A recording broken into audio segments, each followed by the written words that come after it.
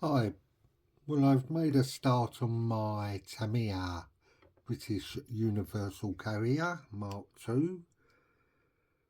So I've just got to put some more weather in. I've done the tracks and put them on.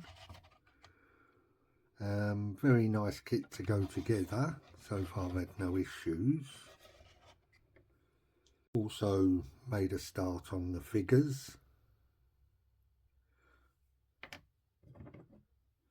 So they're just basically Tamiya figures that you get with most kits.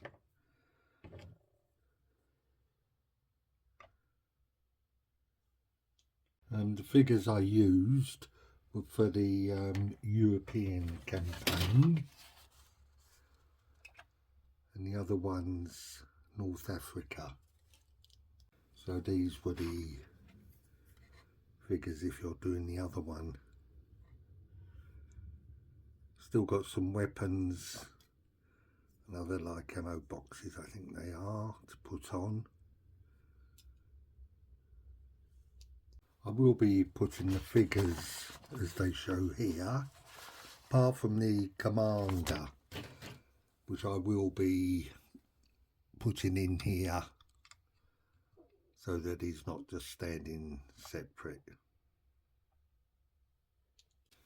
This shows you where you can put the ammo pouch, ammo canister, jerry can. That shows you where you can put them, but you could really put them anywhere. I will be giving a wash to the vehicle. I've got this, I don't know what it's going to be like. Got a few different weathering powders, mainly the rust ones, which I did use on the track. So I'll be putting some of this on. There's still a bit more I have to do on the track. Done the exhaust.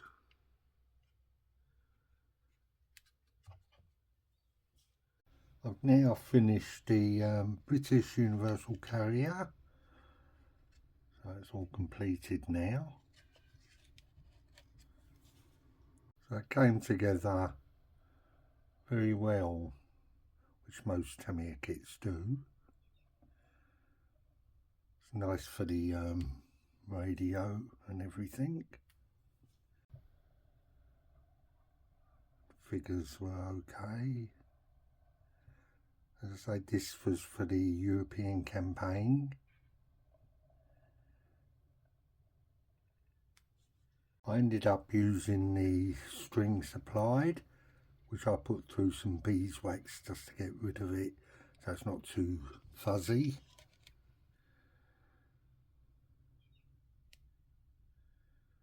Put in all the accessories. I did a little bit of weathering on it with some rust. So thank you for watching, and I hope you enjoyed it. It'd be interesting to hear if anybody has made this kit. Tamiya 135 British Universal Carrier Mark II. Thank you for watching.